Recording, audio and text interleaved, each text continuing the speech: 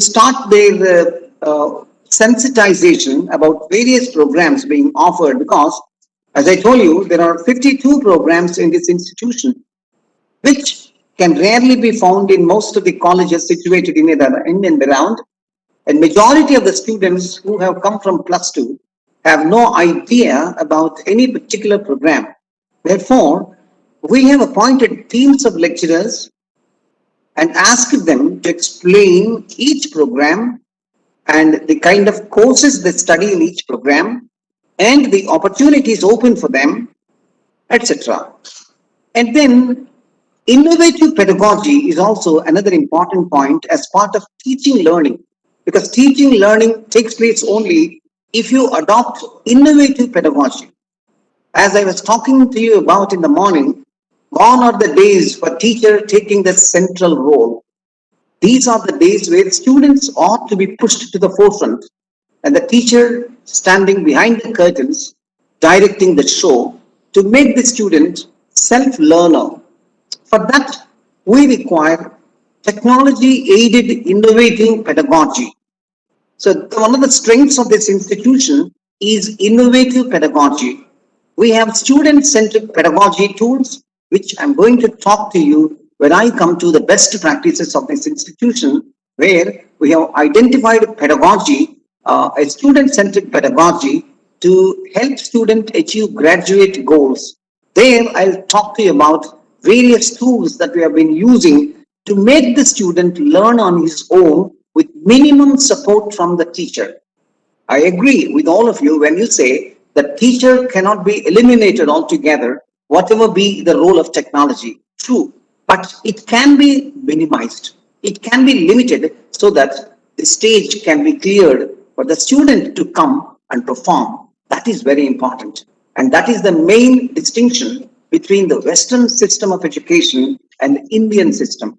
So we have to evolve from the spoon-fed system to the self-fed systems. And finally, orienting the teachers on latest pedagogy techniques is also very, very important. These are the 4 stages. It's not enough if you bring in new technology in teaching periodically from time to time, starting from the preparation of PowerPoints to the use of online classes like Google classes, like conducting online examinations and self-evaluating based on Google tests, and all these things require a lot of preparation, especially from the older generations of teachers who believe in chalk and talk methods. So now things have changed, and unless we change, we cannot keep pace with our students who are far ahead in terms of technology. So when it comes to teaching, learning, and evaluation, starting from admissions to innovative pedagogy and orientation to the teachers, everything comes as the best practice. And induction programs can also be shown as best practices under teaching learning. Induction, usually in this college, we conduct induction program for 1 week, usually in the beginning of June, as soon as admissions commence. So under induction, we not only sensitize the students about this college, discipline, procedures, etc., the semester system, the examination patterns, the internal, external evaluation, and all these things, campus recruitment and all these things. Apart from that, we also believe that induction program is an occasion to avoid or to eliminate the evil of ragging on the campus. You may wonder, what is the connection between induction and ragging? Induction is an occasion for conducting various competitions among the students, sometimes combining the juniors and the seniors, or the senior students conducting it for the juniors. Programs like quiz programs, and then musical chairs, and then song, dance, all these are also part of induction program, where students forget that they are on a new campus and that they are going to be treated differently by others, etc. By easily mingling with the teachers and the senior students, induction programs can be conducted in an innovative, entertaining, and creative fashion. If you can specialize induction programs, it becomes one of the best practices. And then diagnostic tests to assess the aptitude is also a part, a strategy under induction programs. A number of quiz programs which we conduct not only create interest and enthusiasm among the students, but also gives a clear idea to the teacher about the background knowledge of the students and how to modify the curriculum or how to design and deliver the curriculum to the reach of the students. So induction program is an occasion for a first-hand rating or first-hand assessment of our students. And under teaching, learning and evaluation, you can also talk about class tutors and mentors. And in this college, we have a mentor system. Mentor is different from a tutor. A mentor is one who looks towards the all-round development of the child. So each class, a group of 50 students has been allotted to one particular faculty who looks after their academic, social, cultural, and then emotional needs also. Sometimes these mentors are expected to talk to the parents about the personal problems or the aberrations sometimes they find with the students. Some students are usually eccentric. They behave differently. In such cases, it is very important sometimes to talk to the parents. So mentoring system is not merely confined to the academic performance of the child. We have to look after the all-round or holistic performance of the child. And teaching plans, diaries and notes, I don't want to talk too much about it since it has become a ritual on the part of all the teachers and we maintain them systematically. But whenever you are maintaining, see that one is closely connected to the other and the link is not broken. In other words, what is written in the plan should be carefully executed in the diary. So the diary is a small scale proof of the macro year-long plan that we prepare. And effective internal audit is also very important. Nowadays, instead of depending upon the CCE's academic audit, every institution should better have an internal audit team, usually under the guidance of the IQAC or academic cell. And these teams visit each department and talk about the adequacy or inadequacy of the records being maintained and the care to be taken. And we require a centralized media is also very, very important. In the sense, there should be a single point from where, things can be delivered. So in this college, we have lots of such systems like public address system, etc. And a learner-centered methods, as I told you, it comes under the kind of methods which we are using. I'll postpone this talk because we have discussed it at length under best practices. So there I'll talk about each method this college has adopted with the help of the teachers and found them mostly successful with the students. Though in the beginning we had a few hiccups. In course of time, the students have got used to this system. And we have labs also. So introduction of language labs is also a kind of best practice which comes under teaching learning. Almost every college nowadays, almost in even semi-urban areas also, have got a language lab, at least with some CDs and some internet facility. If you do not have virtual classrooms, at least you have digital classrooms in at least 2 or 3 per college, where that can be used as a language lab to teach pronunciation, to teach accent, to teach stress, to teach minimal pairs and other things. That's also very, very important. And even syllabic division, these things can be shown. There we have talking dictionaries, and we have a lot of software available on different websites. And places where no language lab is available, even they can be used. And in our college, we have a commerce lab where students from the Department of Commerce come, sit, discuss their projects or discuss their innovative ideas and try to give them a shape. So ultimately, the purpose of teaching learning is to make the learner empowered. What is the meaning of empowering the learner? Nothing but making the learner depend on their own. So the kind of books, the kind of journals, the kind of internet and other things that we provide should help the learner acquire knowledge on his own, and the teacher is only an addition. but he is not the whole and soul of learning. The teacher is no longer a gateway of learning, and the students do it on their own. And faculty developed visual aids also is one of the important practices under teaching learning. So in this college, we have LMS developed by the faculty. Practically, we are not teaching the foundation courses since we have developed LMS in all the papers.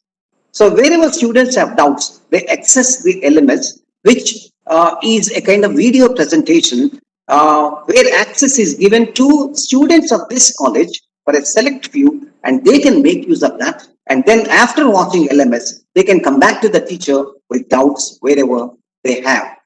And under teaching, learning, and evaluation, we have lots and lots of other things also which have revolutionized the entire scenario.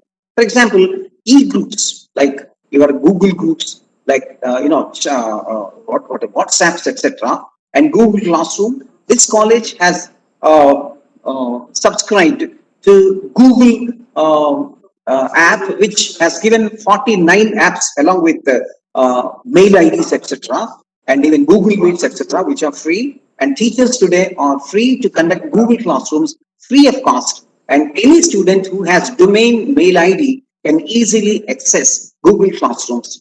And we are giving assignments. We made assignments, projects, and seminars an essential part of internal assessment.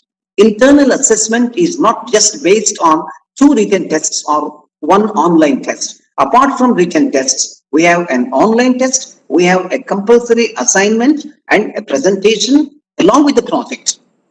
And enrichment of programs, as you said, each program has been enriched with the introduction of certificate courses, with the introduction of updated, other activities like projects, live projects where students are expected to go to these sites and then do the work, like survey of agriculture plots given by students of geography, and students of geology have been given the opportunity to go for soil testing and other things.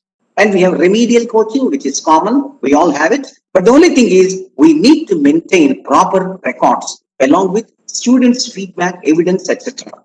And peer study groups. Remember, students learn better from students than from the teachers.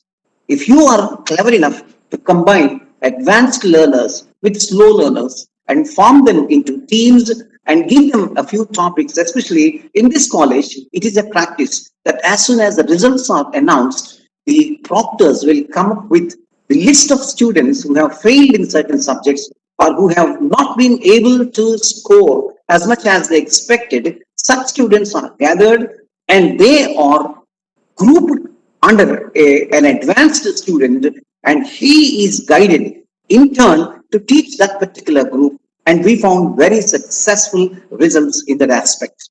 And apart from that, we have clubs. As I told you, for example, English club conducts activities every evening for about 90 minutes, depending upon the interests of the students. And there we invite lecturers from outside to deliver them lectures, and where students freely and frankly come and speak and correct each other's mutually. And we have grammar games played in this club, etc. And we have conducted fests also, as I told you. The science department conducts fests, the physics department conducts fests, the commerce department has conducted fests where the students are taught the art of doing business. These people have gone to the nearby plant nursery in Kadiyam, brought large variety of plants at a reasonable price and sold them back at a more reasonable price compared to the price offered outside by plant sellers, and thus they were able to make they were able to make a reasonable amount of money. And more than the profits, what we liked about the activity was the art of doing business, the problems involved, the customer care, and all these things are very, very practically taught. Field trips, anyway, we conduct them. Projects, as I told you, should be live projects, and projects related to society and community, especially the gender-related projects, are most preferred nowadays. And even surveys, Department of Economics, Department of Statistics, they conduct usually surveys. And for all these projects or surveys or field trips or fests, we all generally go for the adopted villages. The government college has adopted 5 villages within a vicinity of 10 to 15 kilometers around the college, and these people conduct their projects or their surveys or their field trips, whatever it is, in those villages. In that way, education has actually helped them test the results on in the adopted villages. And seminars and workshops we usually conduct where students are asked minimum to participate and then to organize. Some students who cannot do that are given roles like like enrolling the participants, like collecting money, like cutting receipts. Apart from that, there were some students who made presentations, and in that way, it was an occasion for students to learn teamwork, to learn interpersonal skills, etc. So in this way, teaching learning can be strengthened by all these innovative practices. Everything can be an innovative if you can do it differently, and if you can record it, if you can maintain a complete documentation on that. And another thing is, as I told you, term papers.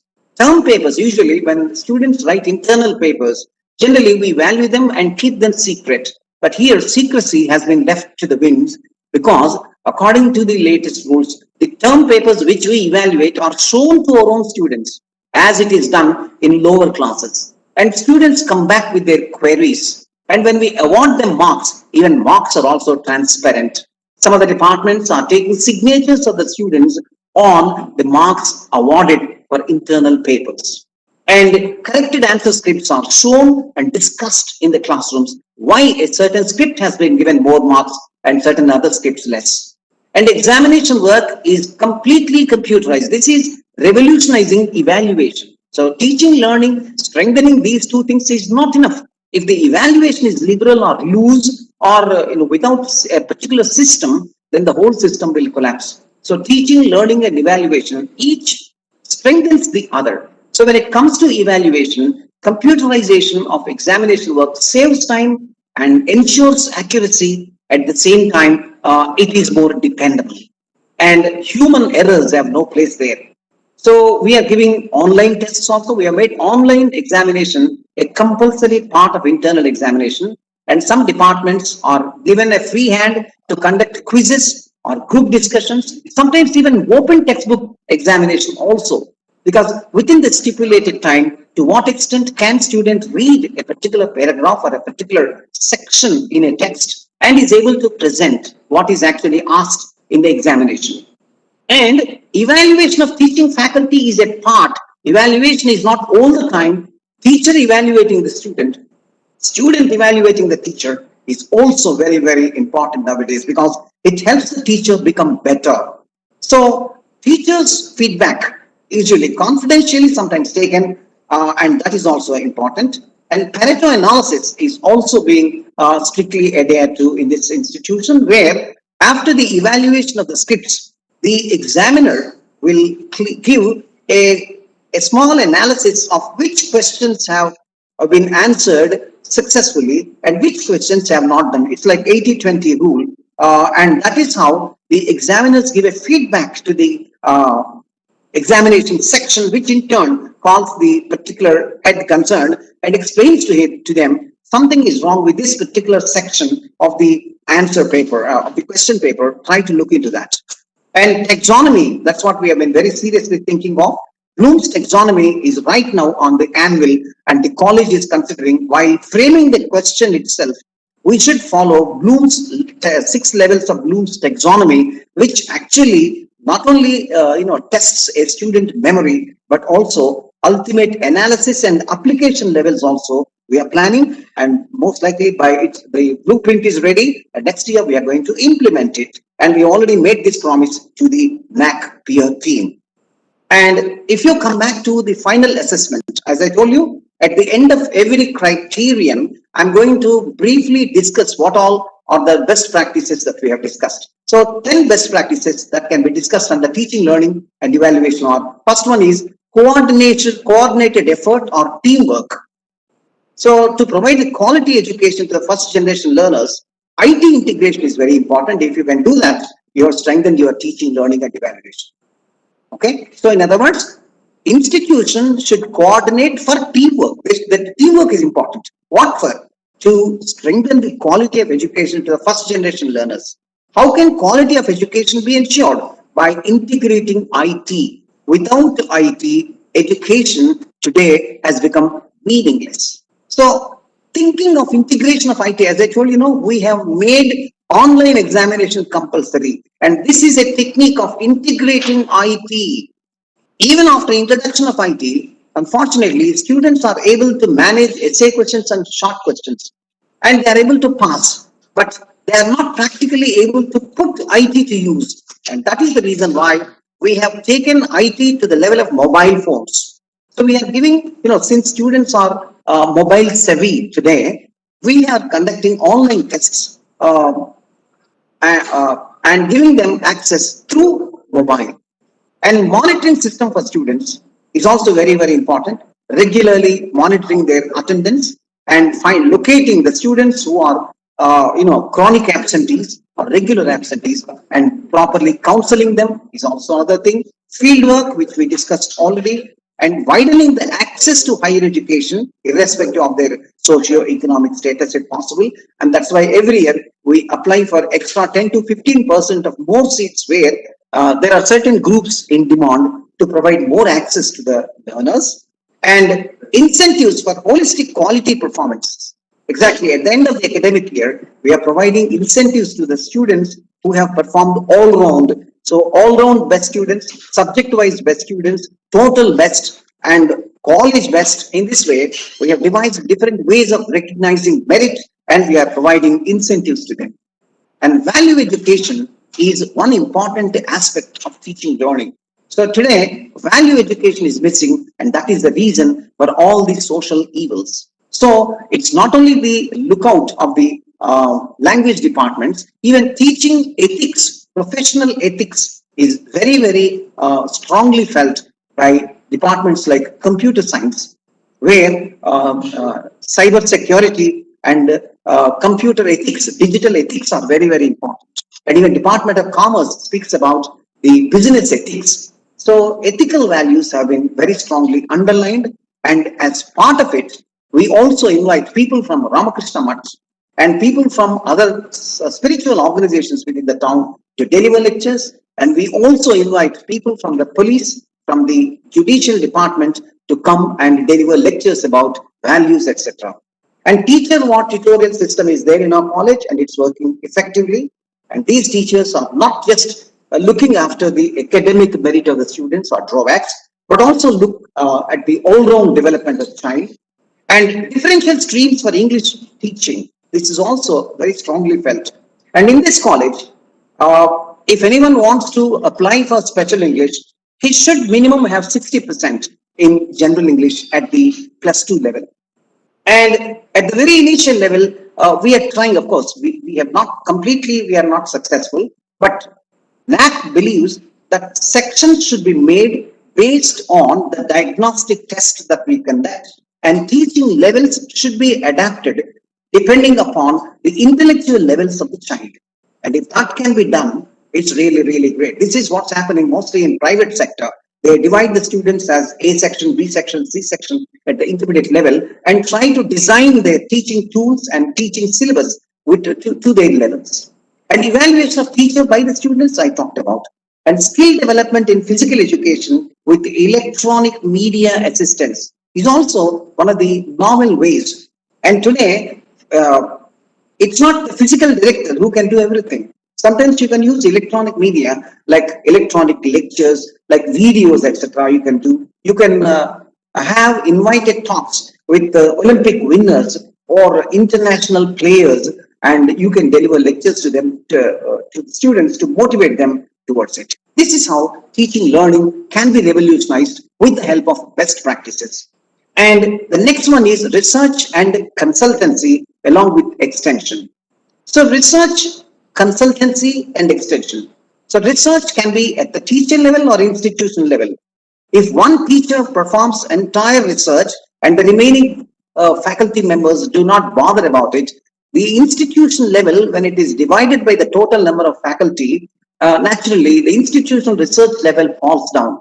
Therefore, research is something that is everybody's concern rather than one department's or one individual's. So that is very, very important. So some of the colleges, unfortunately today, for a long time in this college also, except for physics departments, the other departments were not as active as they were expected to be. But thanks to the preparation for NAC over the last 5 years, things have changed. Today we have 14 research departments and there are more than 35 to 40 scholars and around 10 PhDs have already been submitted from this college. So this is how research is very, very important today, not only for the individual growth, but also for the institutional accreditation. And consultancy. Consultancy is the kind of service that we offer to others and charge. Consultancy can be charged, but nowadays, unfortunately, we have not totally commercialized our consultancy, though we have been extending our consultancy to many schools, to many colleges. The computer division of this college, especially in designing their websites, we have assisted a lot of people. Still, we are planning very seriously. For example, the botany department extends a lot of consultancy to the nurseries, plant nurseries around, but we are not actually charging them. But that is one of the observations the NAC peer team has made. Consultancy doesn't mean giving free consultations, but you should also learn to charge from them and see that it's credited to the well-being of the institution. And extension is very important. Extension is what this institution is doing for the community. So community level, as I told you, so every department, for example, geology department, geography department, botany department, English department, economics department, all the departments, even NSS, NCC, all the departments are trying their best to extend their services to the rural areas where we can test what we have learned in those areas, especially when you do a project on the social evils in that particular area, or when you conduct a social survey about the communities and their empowerment. All these things is nothing but kind of extending our services to the rural areas. And JKC is actually extending services to housewives in the sense, even a computer section in the college, they can come and pay minimum fee in the college and get computer literates. So if these services can be extended at the community level and the nation as a whole can also be done. At the national level also, many of the NCC participants and NSS participants have taken part at the Republic Day parades at the national level also. Okay, right. And under research, consultancy and extension, what is important is how many projects, ongoing projects we have got. That's also we have to talk about.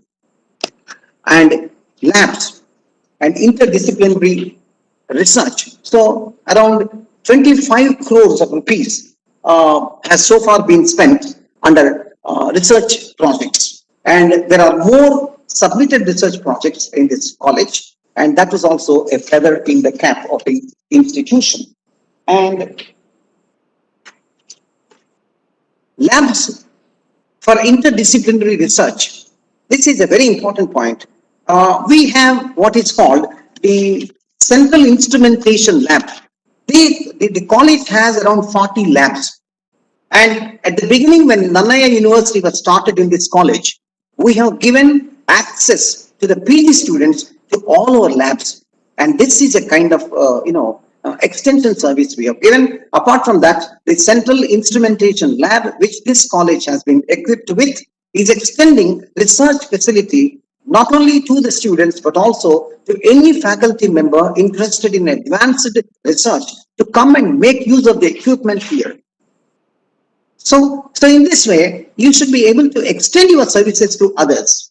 And growth of research institutes, this earlier, this institution has got only 9 research centers, but today we have 14 research centers in this college. And a lot of research is going on, active research, especially on societal concern, etc. One member from the physics department, Dr. K. Ramchandra Rao, has been awarded C.V. Raman's postdoctoral research in 2016 with 26 lakhs sponsored, and he spent around 1 year in the United States at University of Corn Louisville, and came up with wonderful thesis on renewable energy material, etc. And I can also tell you proudly that the physics department has applied for two, what are they called? What do you call them? Intellectual property rights, right? He has applied for it. One is about photoluminescence material. The other is about IoT based COVID-19 measures. And the computer department, the IT department of this college has already been granted rights for a project related to weather monitoring and irrigation. And I congratulate Dr. Gautam and Dr. Sunil, who are instrumental in getting this, permission for intellectual property rights for their patents. And department like I told you, commerce and microbiology, biotech, English, geology, botany, etc. I've been extending a lot of consultancies to others. But I told you already, this consultancy should, in course of time, be made commercial. That is also very important. It should be helpful to the institution also. And finally, grants to research coordinators. We have seed money. Around 28 lakh rupees of seed money has been granted for research scholars in this institution, and subsidy to teachers who want to publish books and journals. This is also one of the best practices. If any teacher wants to publish his papers or his research, in a journal or in the form of a book, and we should be able to, the college should be able to provide some subsidy to such teachers. And this institution, though, so far has not done much, but some departments are running journals. Research journal is being run by the Department of Physics in this college, which consolidates all the research work done in various departments. And seed money, as I told you, 28 lakhs and odd has been given to the under research. And special awards for best papers is another thing. Because if merit is not recognized, then naturally it dies down. Therefore, this institution specially awards teachers whose papers have been adjudged the best. And those people are publicly honored and their services are recognized. And this is what we do every year as part of felicitating the teachers. And research papers in referral journals are also very important. We have around more than 200 research papers published in various referral journals from this college. And there is a committee under a senior faculty doctorate member who monitors the research work in this college. Otherwise, research work goes astray and individual research will not come under a single platform. Therefore, appointing a research committee which coordinates research work within the college is also one of the best practices. And so, publishing research journals and books and international twinning programs. As I told you just now, Raman Award is an international twinning program where the University of Corn and the Government College Rajahmundry have worked together. And in the long run, we are planning to have research or to have this kind of twinning with other universities like Central University in Hyderabad and BARC. And along with that, we have Zhongjiang University in China, and the MOU has already been done. So MOUs with other centers of learning are also important. And transfer technology with industry. As I told you, technology that is available within the institution is not sufficient today to give hands-on experience. So if you really want students to understand the use of technology, the college can offer only at the micro level. But if you want the student to understand the macro level use of technology, the only way is internship. So the industry experts, when they visit the college for recruitment, are made to deliver lectures to the students and lectures to the faculty members also about what they are looking for from the academic institutions, so that we understand their needs and accordingly design our curriculum and motivate our students. And regarding patents which have been registered, I told you, and consultancy and revenue generated, we have already discussed. So under best practices of research and consultancy, we have talked about 10 best practices. I'm going to briefly review them. First one is establishing new engineering colleges for rural youth, which we cannot do it. But if you can do, wonderful, private institutions always have this access. And developing research competence among the teacher trainees. That's also important. Department of Telugu in this college is running a course on research methodology. This is motivating the young learners, perhaps, towards research and training them. Generally, when we say research, people worry so much about the procedures. So research methodology is a procedure that cuts across the difficulties of doing research and instills confidence among them. And creating better research ambience means creating a department for research, providing a beautiful library, and providing access to internet, etc., to certain departments is a step towards providing better research ambience to the teachers. Unless proper ambience is created, research cannot be expected. And in this institution, every department has been provided with internet unlimited, and every department has been provided with a library, and every department has been provided with a guide who can properly conduct or properly guide the research activity. And research incentives for faculty, we talked about it, and creation of research culture among the UG students by conducting a number of seminars, a number of workshops where students are made to participate by presenting the papers or by facilitating the organization of the seminar. We are actually making them a part of the seminar proceedings. And as I told you, by teaching them the research methodology and other things, we are actually creating a kind of research culture, especially the various demos that our students conduct or present, especially during fests. Recently, when Science Fest was conducted, the entire college and even the towns, the schools in the town are invited to go through around 200 to 300 projects that have been presented by the science students and along the corridors. And believe it or not, it took me about 1 hour to complete from the first to the last presentation.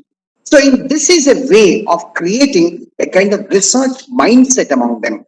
Apart from that, the Center for Innovation, Incubation and Entrepreneurship is also a kind of platform for creating a research culture among the undergraduate students. All these are some of the best practices. And free food to the poor patients. This is an activity which this college periodically conducts. Art of giving or joy of giving is an activity every department conducts. Apart from that, during COVID-19 times, the NSS and NCC have undertaken the responsibility of feeding around 500 people every day.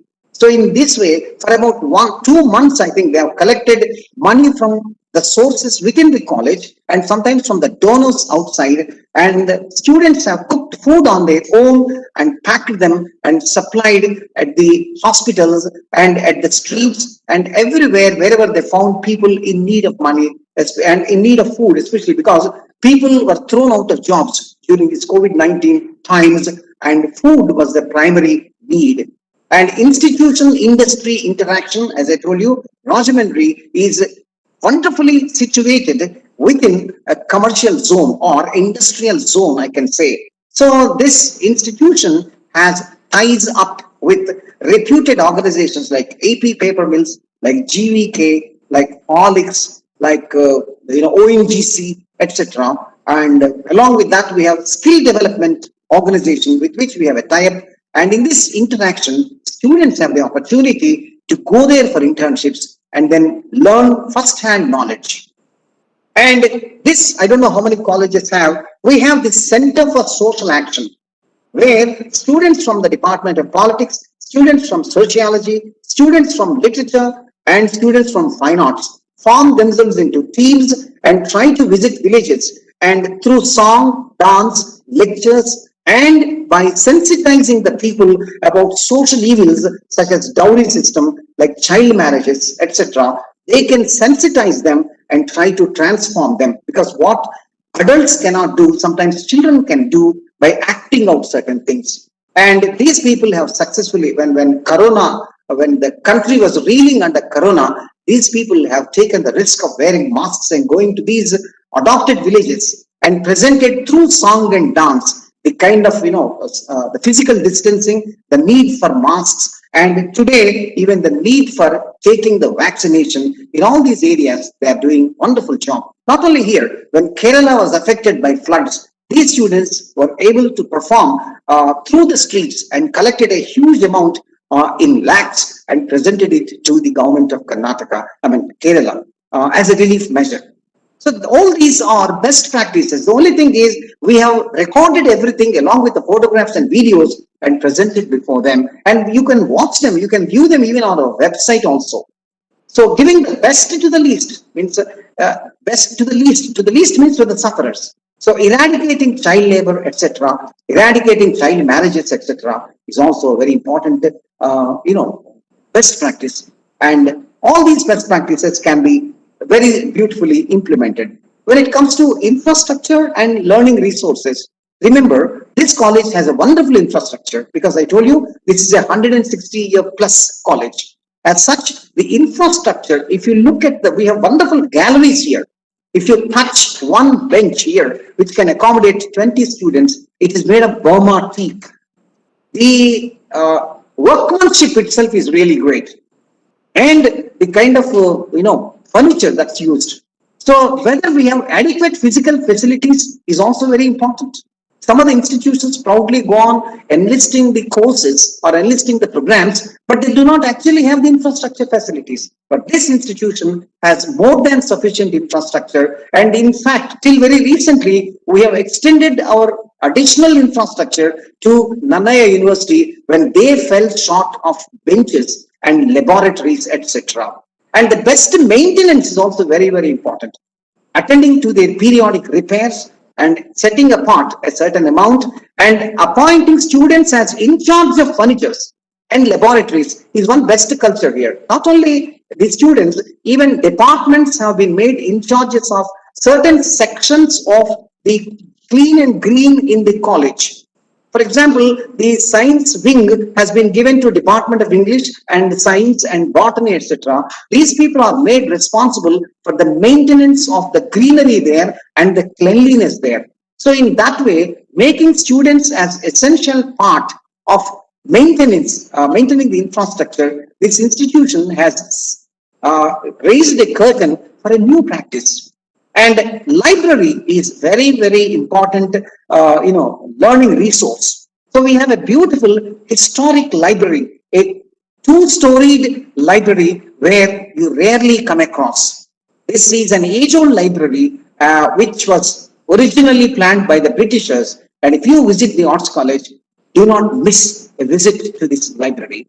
And till very recently also, we used to have a few manuscripts which we have very carefully preserved for display. And the library, which is completely automated, is going to be digitalized also very shortly. And the user-friendly practices in this library are very well known. Students conduct the issue and even the collection of books in a very responsible way. And we have lots of computers in this institution. And in fact, we have more than 6 computer labs. There are about 420 computer systems, and almost every department, the Department of Economics, the Department of Mathematics, Department of Physics, Electronics, JKC, and apart from the computer lab sections, every department has been provided with a computer section, department with 30 systems, etc. And all the systems have been provided with 130 Mbps internet facility, uninterrupted internet facility, incurring around 150,000 on internet facility itself. This is one of the proud possessions of this college, and this not only facilitates research but also strengthens the wonderful infrastructure. This is one of the things I wanted to talk to you about. So teaching learning aids is another important thing. And in this college, we have a lot of virtual classroom sites. So let me tell you, there are 3 digital classrooms with 50 students each, and there are about altogether 10 e-classrooms. E-classrooms provided with internet where students can be shown audios or videos based on internet, and there will be a screen available. Whereas virtual classrooms, apart from that, we have 5 virtual classrooms from where telecast can be conducted. This is an identified college. As such, we have a responsibility of extending the best knowledge or best experience of the senior teachers here across the state, sometimes across the country also. So wherever there is a shortage of teachers, so we try to extend the knowledge of these teachers from here through virtual classrooms. And we have 3 virtual classrooms with a facility to accommodate around 60 students each. And we have proved our ability by catering to the needs of remotely located tribal colleges in areas like Chintur, in areas like Rampachodawaram, etc. And these virtual classrooms are very, very useful. This is one way of extending your infrastructure to others. Not only here, even sports.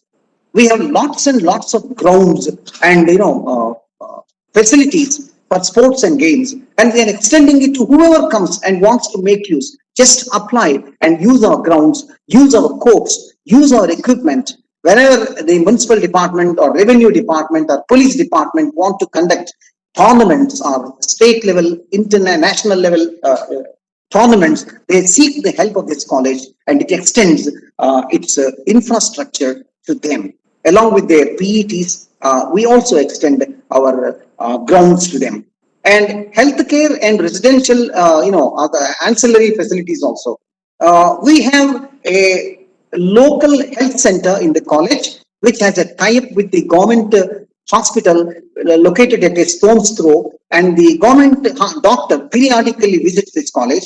And thanks to this health center, if any student has any emergency, first of all, he goes to the health center, and there is minimum first aid facilities available there. In case the student is found, the case is found complicated, will be shifted to the government hospital. It is under the care of this health center. Recently, we have conducted vaccination for around 2,000 students for COVID-19 tests. And already faculty have been tested twice to check, and around 200 faculty have been checked twice, including the non-teaching faculty, etc.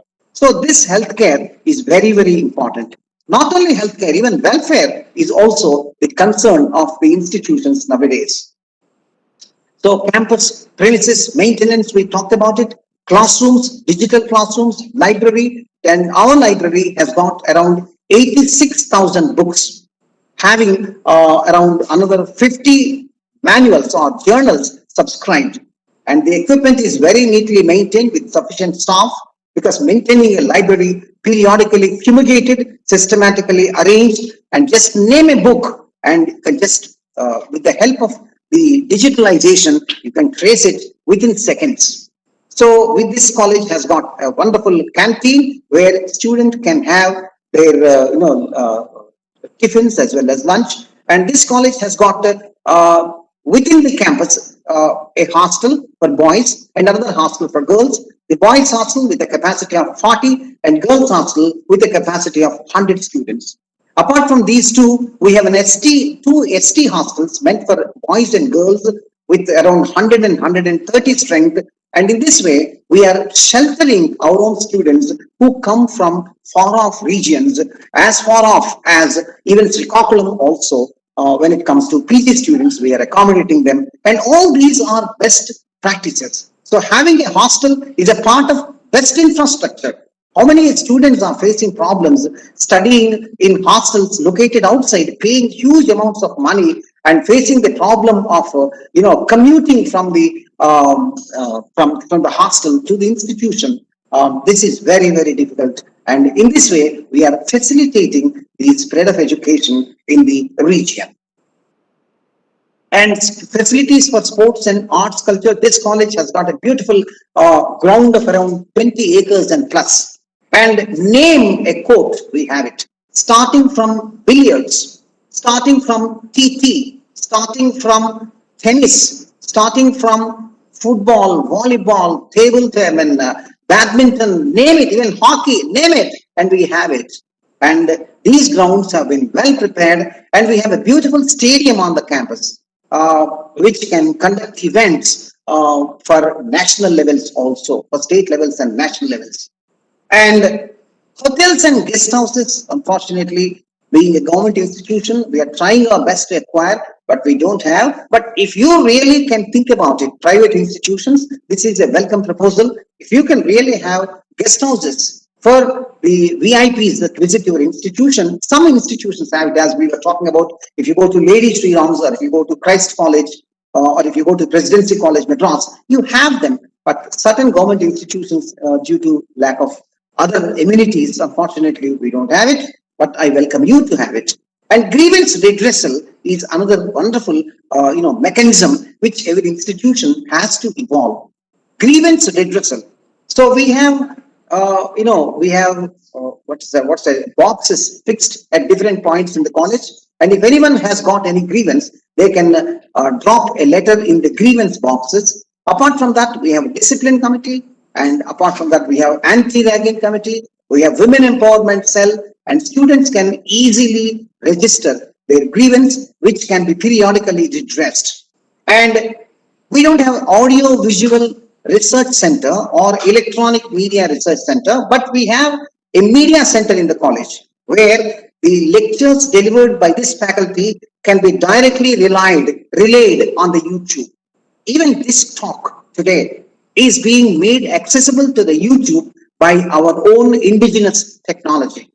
So our own cameras, the 3D cameras situated there inside the college, will record our lectures. And suppose you are absent on a certain day, or suppose you are on a medical leave, and your program can be telecast, can be made available to your students.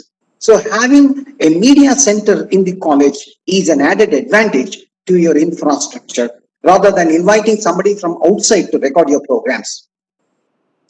So providing state-of-art infrastructure, aligning curriculum with technology, use of campus resources for tribals, which is also very important, as I told you. So the tribal, the ethno-medicinal biodiversity, this is what I wanted to talk to you in the morning.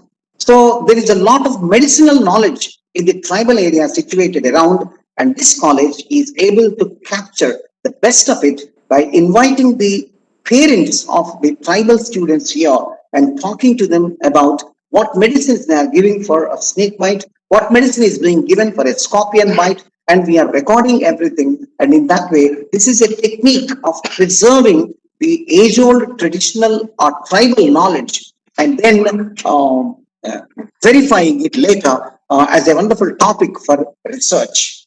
So under biodiversity, we were able to procure a number of rare plants, oxygen generating plants, and plants which are very, very easily available but ignored.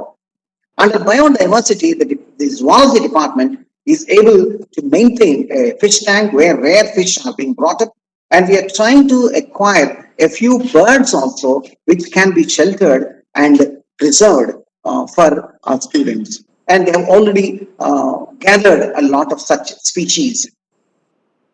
So under infrastructure and learning, I'm just summing up whatever we have talked about. Sharing the infrastructure to nurture students' talents is important.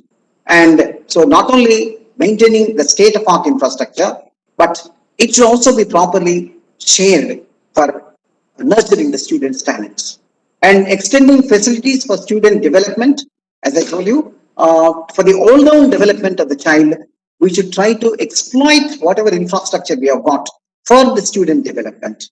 And pedagogy should be assisted by technology, without which pedagogy is not just chalk and talk. And there should be e-support nowadays for online teaching, etc. And we have, as I told you, we have digital classrooms, we have virtual classrooms, and we have pedagogy assisted by G Suite. We have a G Suite with 49 apps, which is facilitating e-teaching nowadays.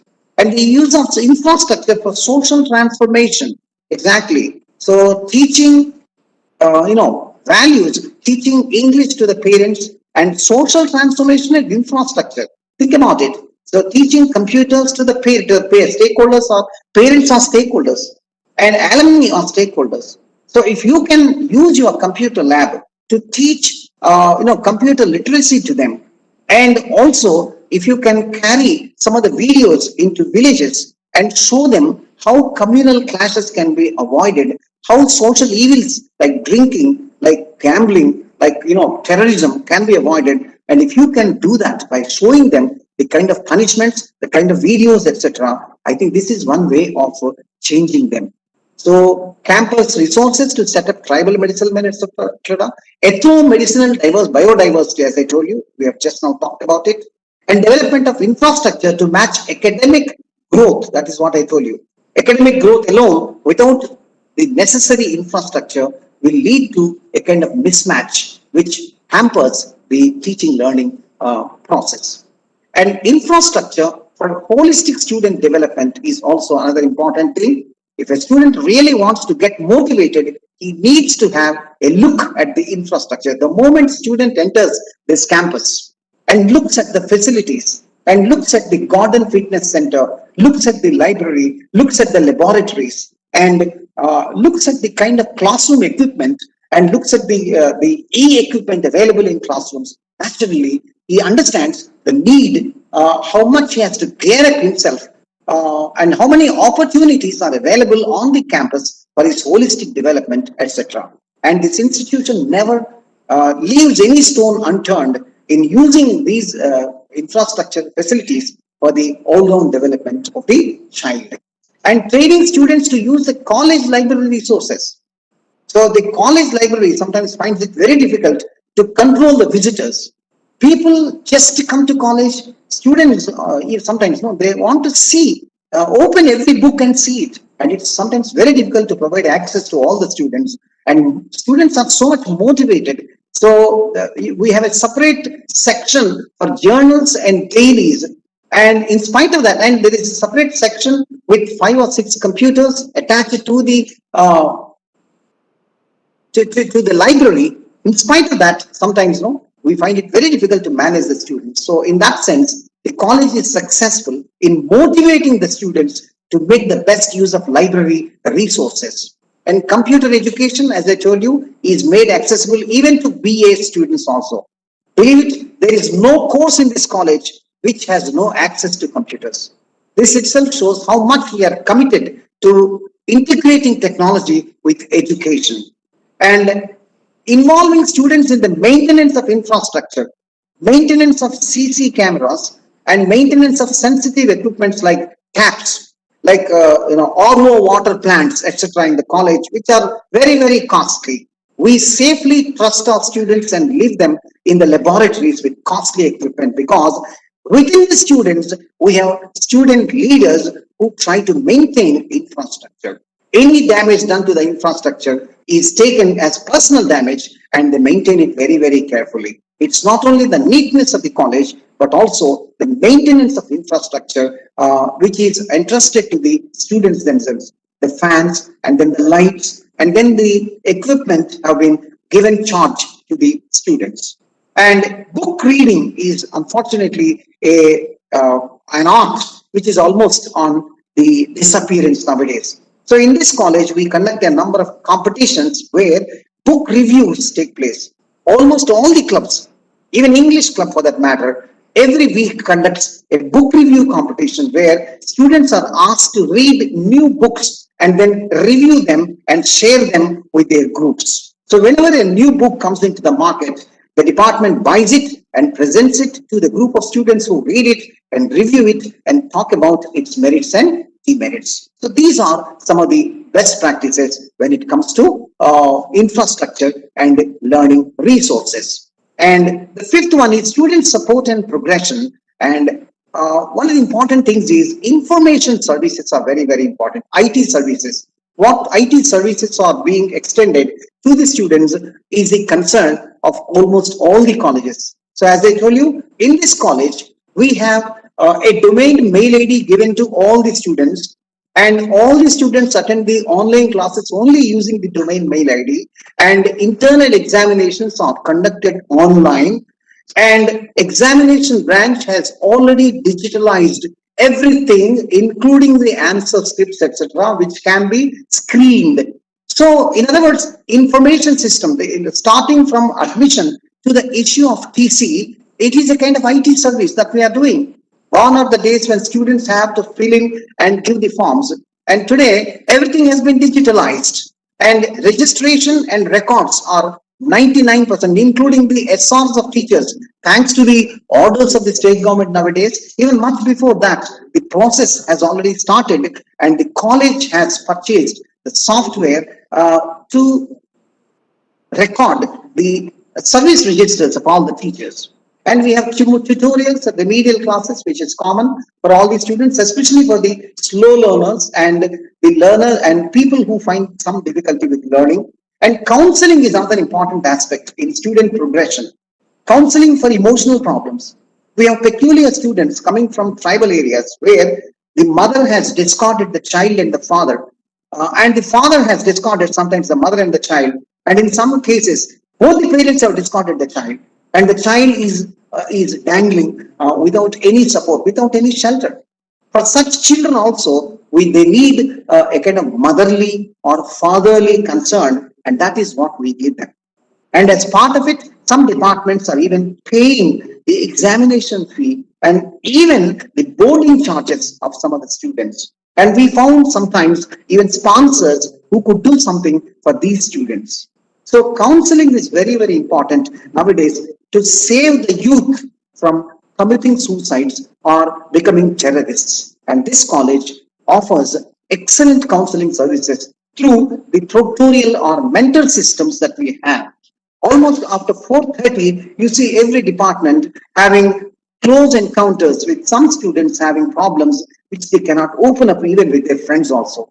So they have a trusted teacher to whom they come and they speak. And every counseling is privately recorded as part of helping the students. And for student support and progression, library plays a very vital role. And value addition, as I told you, apart from giving education to the child, we are giving them certificate courses, as you told you, to strengthen their learning. Apart from the conventional degrees, we should give them like projects when they go for jobs, when they're asked to give self-introduction. They should be able to talk about the kind of teamwork that they have learned here, the kind of projects they have done here, the kind of sports and games they have participated here, the kind of workshops, seminars, and then the kind of assignments that they have given, all these, the kind of presentations they have made, all these things are value addition of studying here.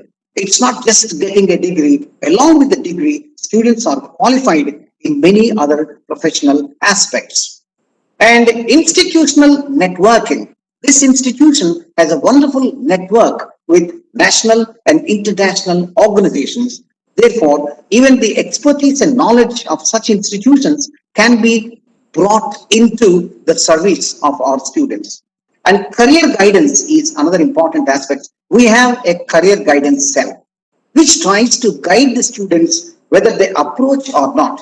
Periodically, this cell conducts meetings with them, and this shares, it maintains a kind of, WhatsApp groups and sends them notifications as and when new notifications come, along with the requirements, and then the salaries offered, the kind of expectations, etc. Everything is supplied, and career guidance cell also provides training for jobs. Apart from what JKC is doing, apart from what the finishing school training is given, the career guidance cell invites experts on professionalism, experts especially from industry, recruiting officers, etc., and provides them what skills are needed for getting a job.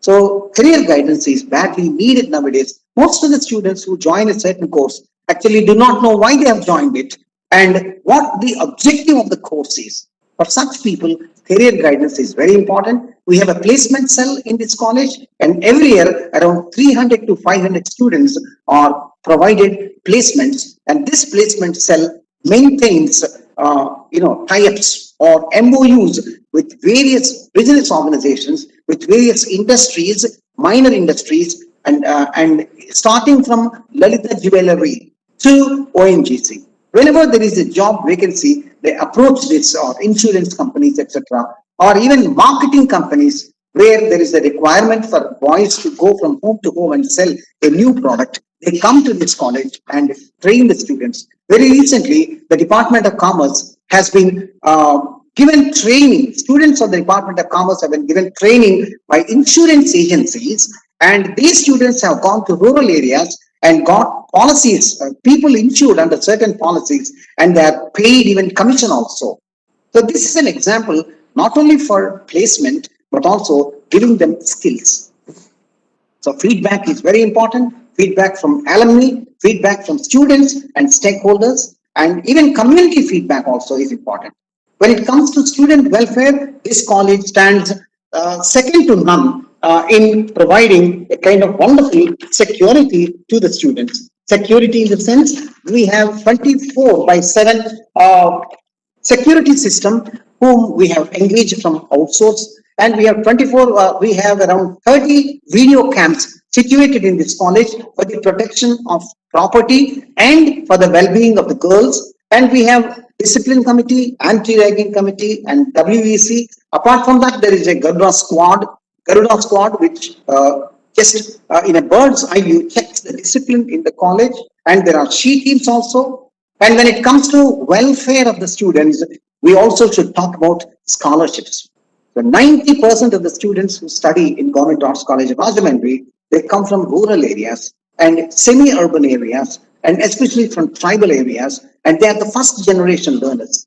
As such, they need to depend on scholarships. It is only the backward communities, SC, STs, and BCs, constitute more than 80% of our students. So almost all the students have been given scholarships. And apart from that, we have endowment prizes given to the students, which are instituted by people from outside. And we have scholarships from NGOs. One lady, Gangamagaru, has recently donated 10 lakhs to the college, with which the college has raised 4 beautiful classrooms.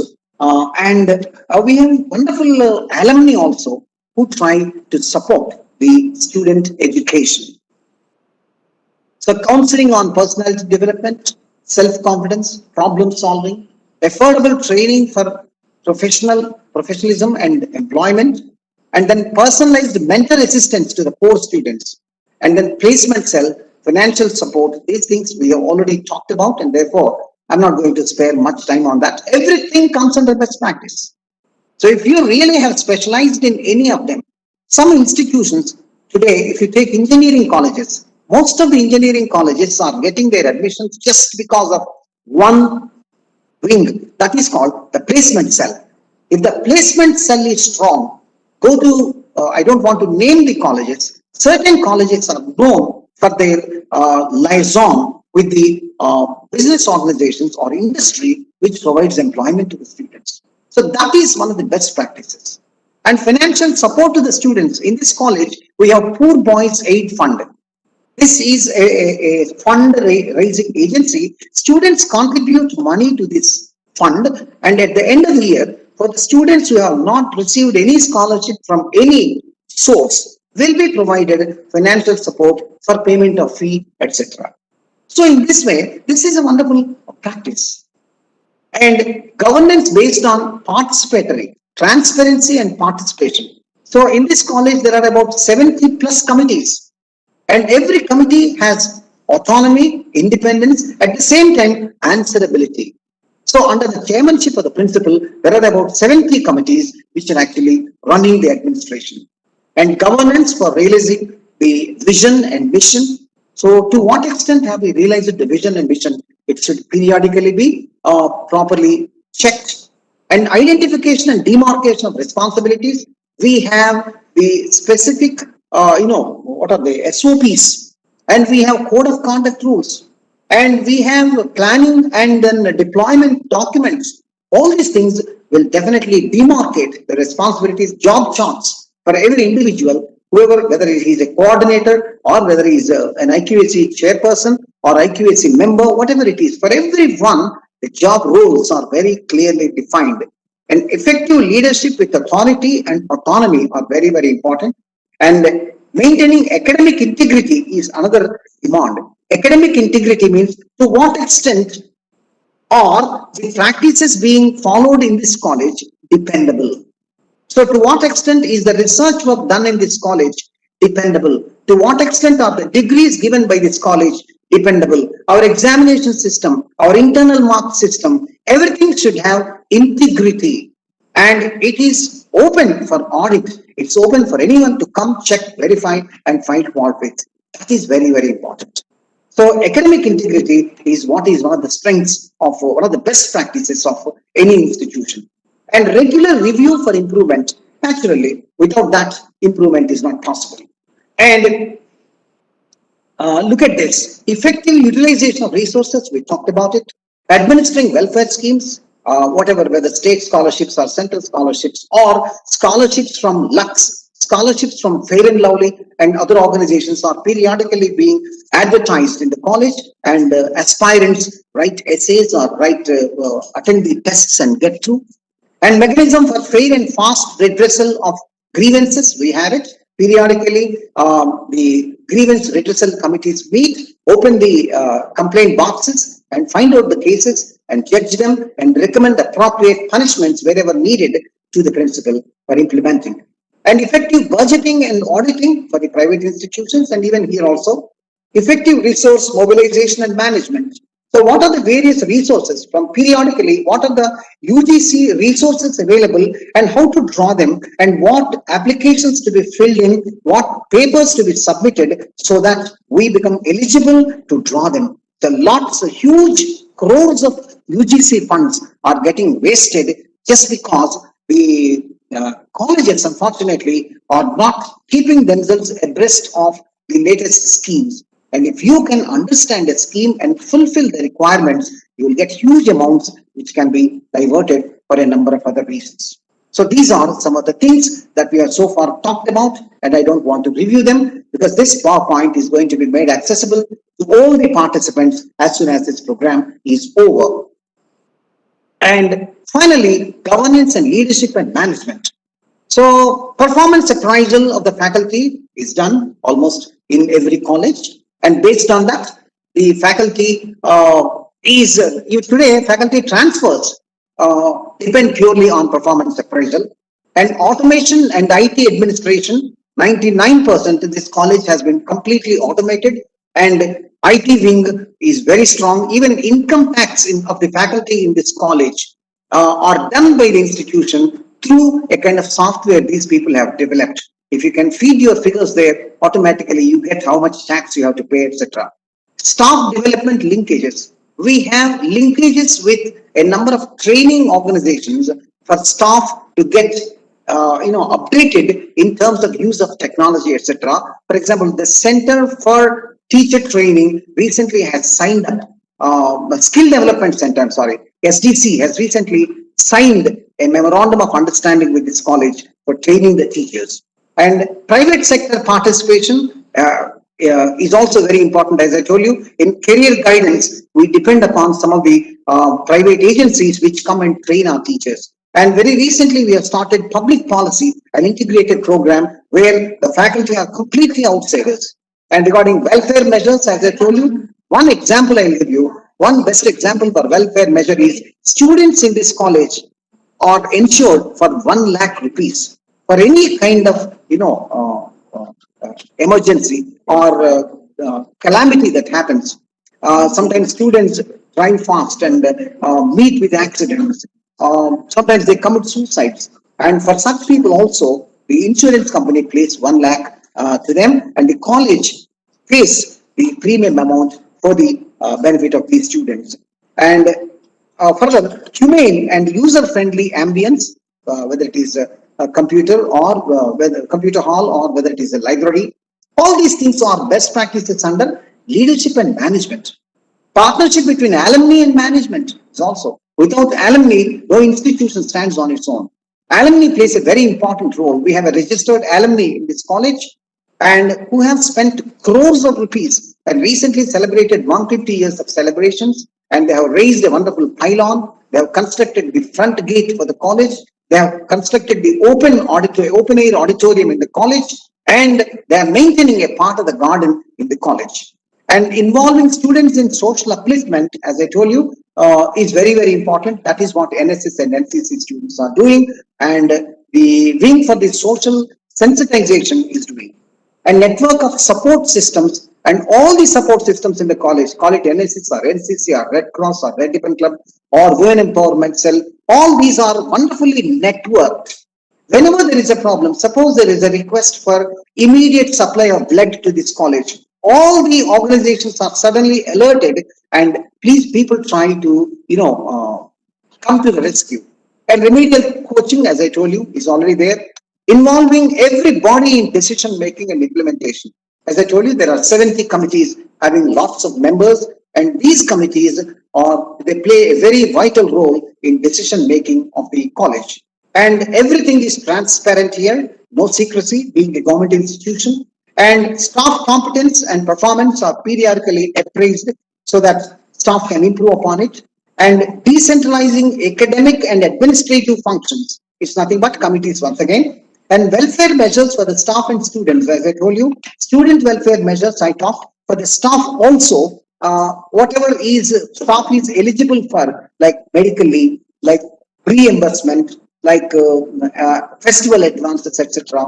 Whatever they are eligible for, they are freely given without or part final withdrawal of their GPF. All these things are very freely and openly and transparently extended.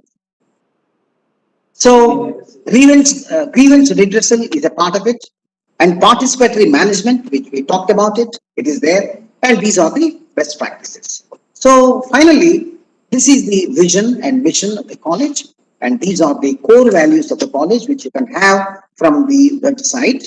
And coming to the values and best practices, which I was talking about, look at it. These are the forms that you are going to fill in. I'm going to take only the last 10 minutes to spend. So from 7.1 to 7.11, there are 11 metrics, 5 qualitative and 6 quantitative.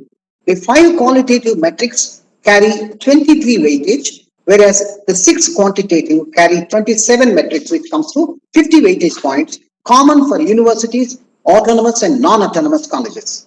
And 7.2.1, that is 12th criteria, that's 12th metric, is a qualitative metric carrying 30 weightage marks. And the last one is institutional distinctiveness, which is a single qualitative metric which carries 20 marks, which comes to, so 7 qualitative metrics and 6 quantitative metrics for 100 marks. This is the evaluation. Very quickly, let's go to this. If you look at the first one, look at it, measures, sorry, 1 minute. So, for the promotion of gender equity, describe the gender equity and sensitization in curricular and co-curricular activities. What facilities for women on campus are available? This is a qualitative metric, and expects you to write 500 words. So, gender equity programs. So, keeping the problems women are facing nowadays, how many seminars have you conducted? How many guest lectures have you conducted? Whom have you invited? Are you providing them training in self-defense techniques? Or are you giving them any counseling through women lawyers, etc.? Are you talking about what rights women have got? So these are some of the sensitization techniques, and whether you have them or not, he's asking, and I'll show you. These are the safety security measures this institution has got. Safety through CC cameras. I told you, CC cams are 30 CC cameras are situated in this college. You can see them in the principal's chamber. They continuously operate, and anything that happens in any corner can be detected easily. And training in self-defense techniques is given to all girls, and outsourced security agency to stop outsiders from entering the college, because nowadays the college doesn't have sufficient staff. Therefore, we have outsourced the security agencies, and Women Empowerment Cell is always there to cater to the needs of the students. SHE teams are there, NCC, NSS teams are there, anti-ragging committee, discipline committee, and separate waiting cum dining halls are there for girls. Complaint boxes. And all these things are a kind of safety and security measures for parents to admit girls. Further, there is counseling by women activists to the girls. Police personnel and lawyers are giving them. Spiritual leaders and even psychiatrists are also a part of the counseling. So there are separate counseling rooms for them where students are given counseling about. And then see, this is a best practice where we are touching everything. And under the first one, we talked about security and safety to women. Under 7.2, we are talking about the utilization sources of energy is another important point. And if we come to the use of, this campus successfully uses solar energy. We don't have a biogas plant here actually, but we have a solar energy here. Solar energy plant here where we have 52,251 kilowatt renewable energy is being produced, which is directly connected to the grid. And 4 kilowatt solar energy is being produced through solar lights. And we have sensor-based energy conservation also is there. The street lights in the college automatically operate based on the sensor function. So this can easily be installed at a very reasonable price and colleges can do it. It's a very healthy practice if you can do that. And describe the facilities in the institution for managing the following types: solid waste, liquid waste, biomedical waste, e-waste, waste recycling, etc., hazardous chemicals, etc. Solid waste can be managed by our compost unit. So everything is taken and gathered in the compost plant, which turns into a kind of organic fertilizer. And liquid waste can be directed into the gardens, and liquids can also go into our vermicompost unit. And biomedical waste is dispensed with through biomedical waste agencies, which come and periodically collect. And e-waste is sold through APTS. The college has a tie-up with AP Technology Services, which periodically visit the college and then buy whatever e-waste that we have and hazardous chemicals and other things. We don't have radioactive material, but hazardous chemicals usually either they are treated and used for garden work or for chemical waters. Otherwise, they are safely dispensed with. And for rainwater harvesting, we have beautiful rainwater harvesting pits. And sometimes we use them for recharging the open wells. And there are a number of water tanks in this college. And wastewater is periodically, for example, the wastewater coming from the RO plants is being directed towards gardening. And we don't have any water bodies nearby. If you have, the safety can also be, the safe distribution can also be thought about it. And solid waste, this is how we are using them. Liquid waste, garden, paper, plastic, timber, material are either recycled or turned to vermicompost unit. Liquid waste like this. And biomedical waste safely disposed of through biomedical waste agencies. And e-waste through APTS, etc., which I talked about. And rainwater harvesting pits are there. And then water tanks also are there. Percolation tanks are there. We don't have any check dams as such. Recharge pits and trenches are dug in the college for saving the rainwater for the coming days. And then the other point, 7.15, restricted entry of automobiles. Yes, we have. Once in a while, twice a week, we are not allowing the automobiles or the vehicles to be petrol run vehicles to be used on the campus.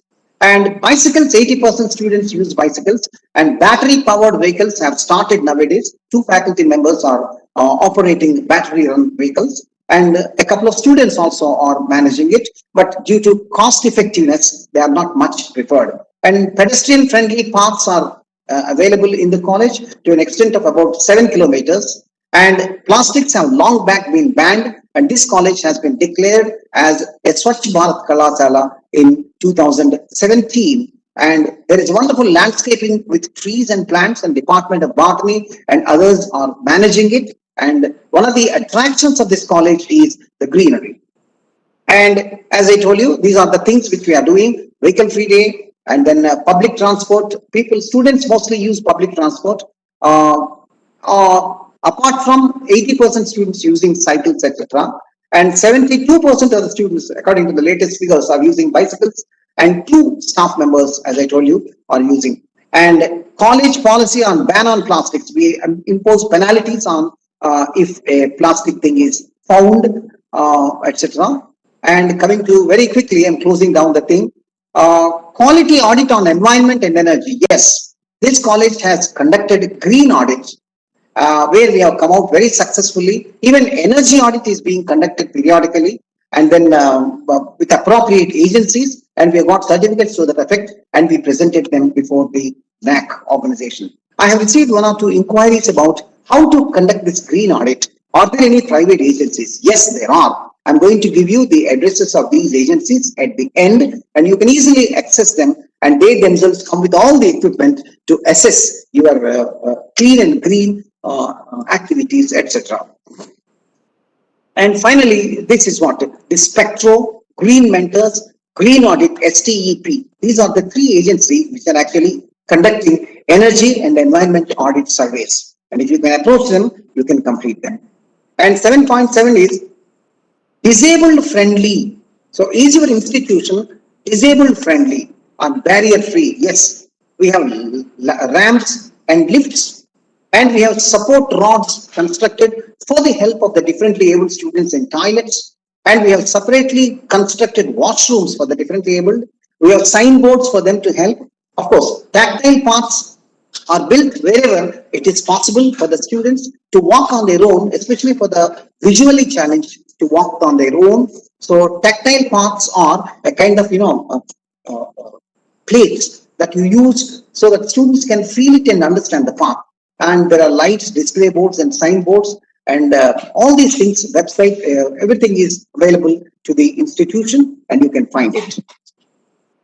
Despite the institutional efforts and initiatives in providing inclusive environment, especially tolerance, harmony towards cultural, regional, linguistic, communal, socio-economic, and other diversities. So these things also, I told you in the morning that the cross-cultural issues have been given top priority in this institution, not only with regard to the fine arts department, but even in designing the curriculum itself.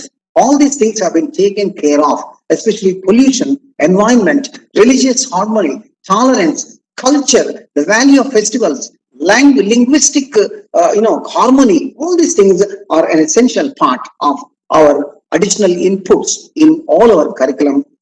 So that's why I look at it here. I've shown you. We celebrate the ethnic wear, food festivals like potluck, etc. We celebrate Christmas, and and then sometimes students organize Krishnastami also in hostels, and Ugadi festival is celebrated here, and Mother Tongue Day, and a lot of competitions with elocution, essay writing competitions, tribal festivals, dances, and arts are also a part of this. And finally, let me tell you the values and duties and responsibilities of citizenry. So this is conducted through celebration of national festivals, and Right to Information Act is displayed, and it is strictly adhered to in this institution. And lectures on fundamental rights and duties are given. CC rules for staff and students. We have SOPs, and we have SPDDs, and we have discipline policy, policy for staff, students, etc. And we conducted a lot of workshops on moral values and professional ethics. And lawyers, police constables, and then SHE team members and public representatives come and address the students for citizenship, citizenry, good citizenry, and involvement in activities for societal well-being. Water enrollment has been undertaken on a large scale in this college by the students. That is the highlight. And very recently, one MP who visited this college has invited a group of students to visit the parliament when it is in live sessions also. He said he would secure the permission from the authorities. So these are all the steps that we have taken in providing responsible citizenry to the students. And under 7.1, you see here the code of conduct displayed on the website. Yes, it is done. So if you can look at our website, it's full-fledged, everything. The committees and their roles and their adherence, the professional ethics, everything has been there. And I don't want to spend much time on this.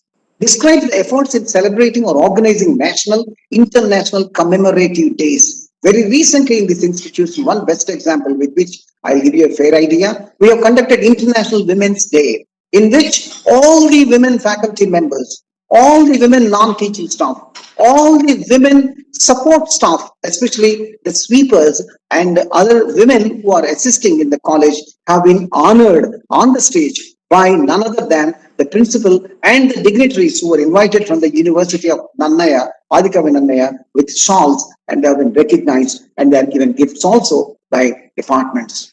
So if you really want to know what commemorative days are at the international level, at the national level, you can click them. You can find lists on the internet also available. And when it comes to best practice, I'm not going to take much time. When it comes to best practice, 2 best practices successfully implemented as per NAC format. And the 2 best practices are, one is student-centric practices to achieve graduate expectations, attributes. So for graduate attributes, we have very clearly mentioned the graduate attributes in our our programs and in our courses also.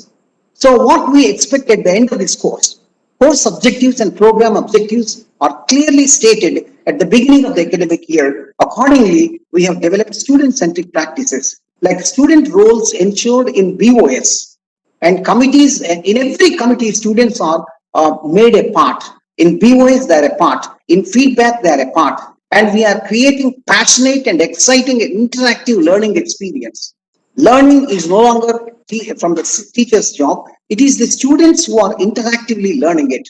And we have revamped the conventional teaching learning scenario, and teacher-centric practices have been replaced by student-centric activities. And lecturer is now is no longer a dispenser of knowledge, and he's a facilitator. We promoted self-learning techniques or e-learning, online courses, etc. Innovative pedagogy tools have been invented, and improvement methods, slow average learners, and then ideal curricular, co-curricular, extracurricular activities.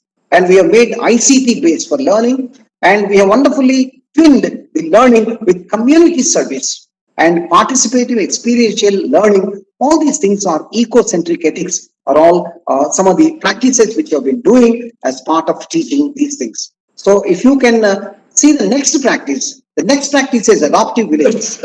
We have taken 5 villages, namely the Koteru, Hukumpeta, Pidungui, etc. These are 5 villages, and these are the activities we conducted there, like literacy, like zero balance accounts, clean and green, campaigns, insurance schemes, soil testing, marketing survey, basic ICT techniques to them, and fighting against orthodoxy, and role of rural festivals, medical camps, distribution of homeo Ayurvedic medicines, and then need for vermicompost, and eradication of social evils, cultural values, youth and careers, organic cultivation of organic foods, and natural pest controls, loans and benefits, government schemes, health, hygiene, so many things. And finally, we are coming to the last point, that is institutional distinctiveness. This institution has shown its distinctiveness through 2 things. First one is the student first through STAR program.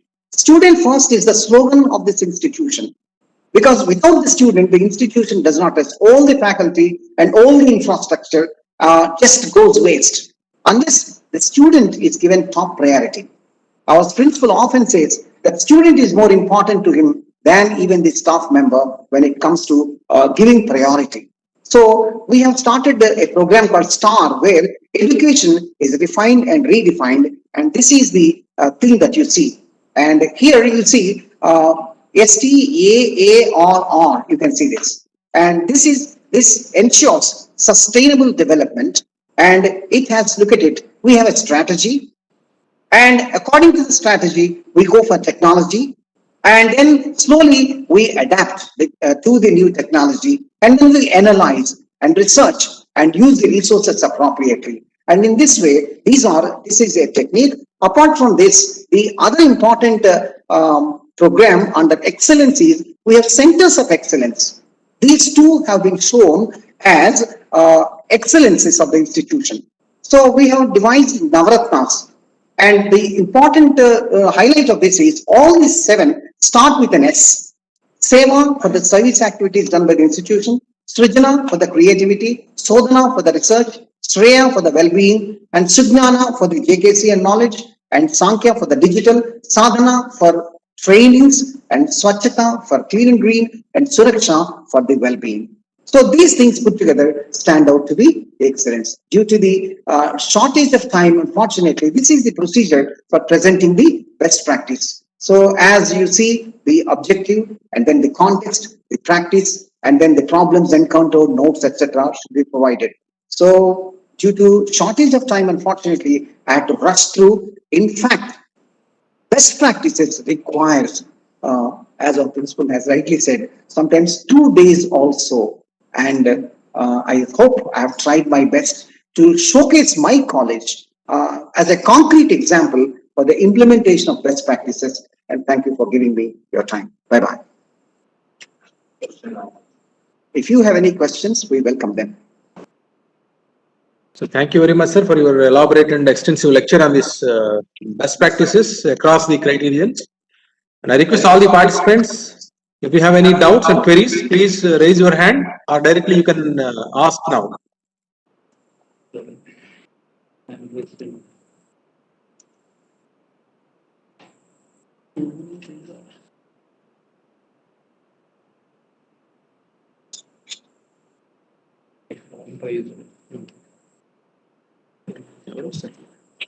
Mr. Joseph, please go ahead.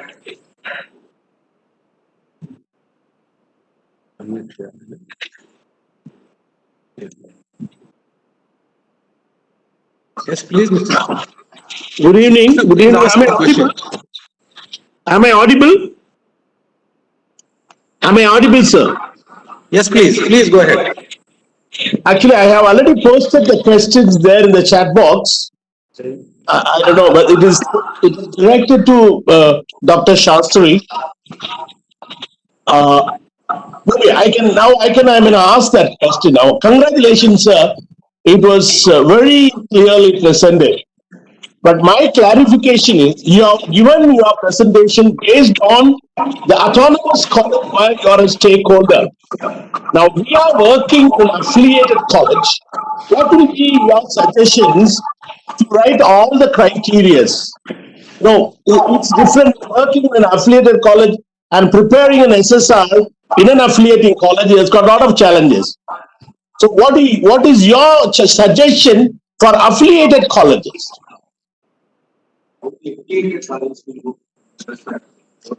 Excuse me, as far as my knowledge goes, there is no distinction between affiliated colleges and government colleges in terms of evaluating or presentation of best practices.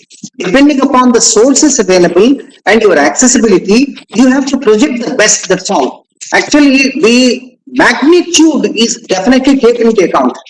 What is expected on the part of the university is not completely expected on the part of an autonomous college or an aided college.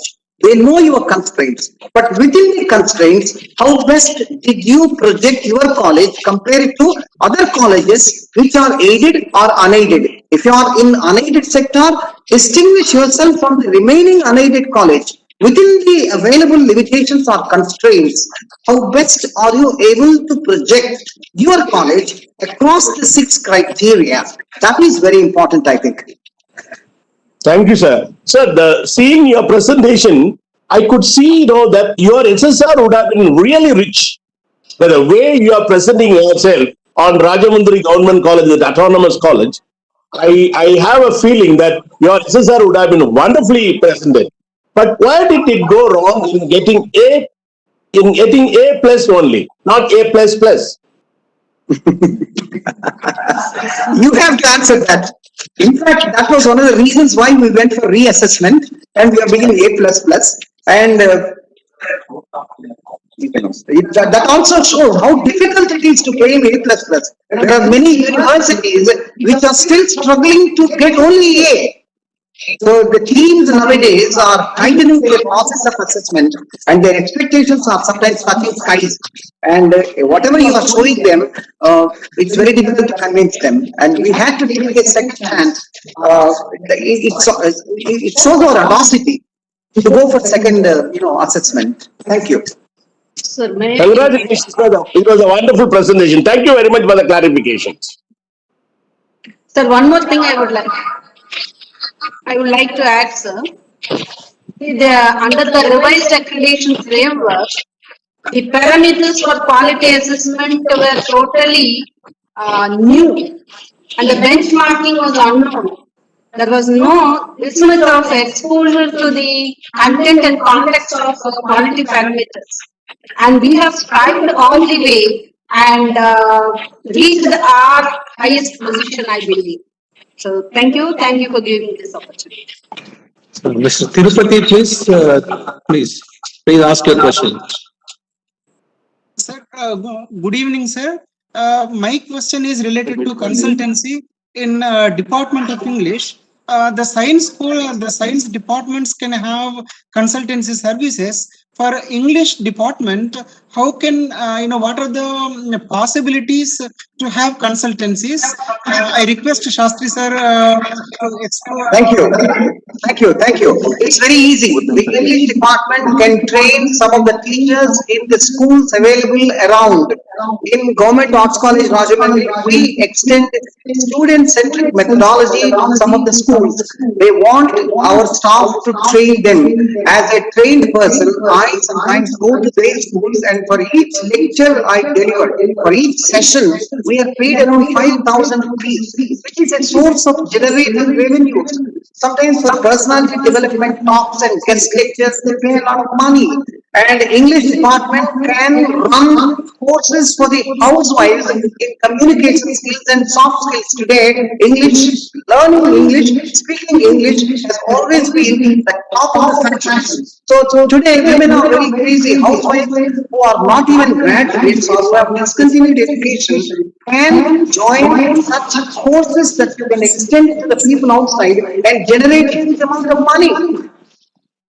Thank you, sir. Thank you so much, sir. You can run certificate courses also. Thank you.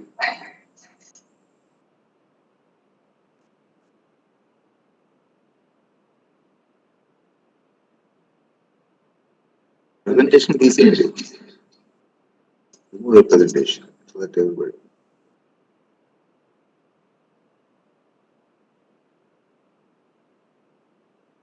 Any questions? Any more questions?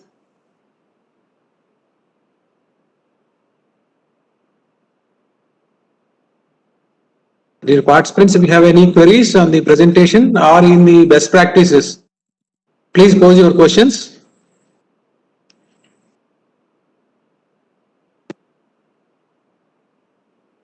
John Ernest, please pose your question, sir. Please.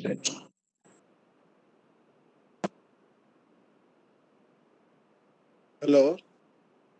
Yes, sir. Please go ahead, sir.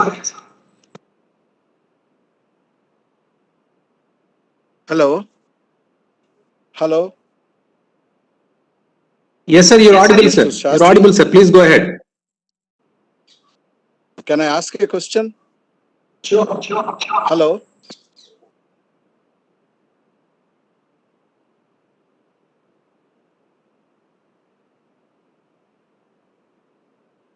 I think my voice is not audible. I'm not able to hear you. We are able to hear you. Yes, it's okay.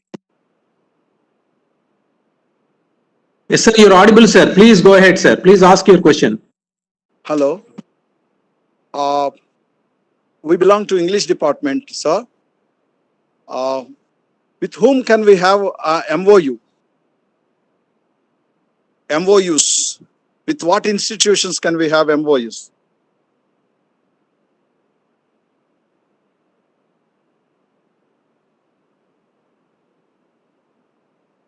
Hello?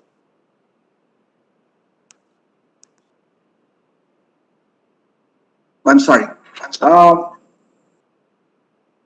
Is it? Gentlemen, you can have MOUs with, is it okay? You can have MOUs with universities, skill development centers, and some of the corporate schools situated within your area, so that you can extend your consultancy to them, and you can send your teachers, you can personally go there and train their teachers, or you can send some of your students and conduct activities there, and in that way you can motivate them. Nothing wrong. You have Krishna University within your area, and the Department of English, Krishna University, can sign an MOU with your college to enrich your department. For example, if they can take a session on how best to teach poetry to the undergraduates, right? That itself is enriching your skills of teaching poetry, isn't it? Or you can also have sometimes MOUs with industry. Today, industry is looking for interview skills and soft skills. I don't know why, when it comes to interview skills and soft skills, people rely upon Department of English. Though English is no way concerned with communication skills, English has become synonymous with consultation, with communication skills. Therefore, you can tie up with some of the organizations, private organizations also, who are training students for jobs. So the English department can do that. You can, there is no need that you should enter MOU only with government agencies or universities. No need. If there are any private organizations within your town who are seeking your assistance in preparing their children for campus improvements, you can sign and you can charge something for the consultancy, and you can credit that amount in your college name. Thank you. Yeah, Mr. Venkatramana from APRDC. Please ask your question, sir. Good evening, sir. I am calling from Nagarjuna Saga, AP Residential Degree College. Hello, can you hear me, sir? Yes, sir. Please go ahead. Yes, Ramana, you are audible. All of our staff attended both morning and evening sessions, sir. We really learned a great deal. Thank you very much for holding this kind of a webinar, sir. In fact, 10 days ago, Dr. Anil Kumar Garu was here and he recommended to us that we should visit your college, and we are very happy that before visiting your college with your permission, we got to hear directly from you. After 1 week or 10 days, if at all possible and convenient to you, some of our staff members would like to visit your college. Would you agree to that? You're most welcome, sir. Our principal is accessible there. You can talk to him straight and obtain his permission in writing. Yeah, okay. We will approach formally also. Sure. We have a great deal to learn from you, all personally and by visiting and seeing things personally with your own eyes and taking your advice on how to enhance course on each criteria. Of course, you gave a lot of information today, very useful information. We will go through all that. In our college, 4 years ago, when we went for NAC, though for students support and progression and certain things, best practices, we got 3.4 and score like that.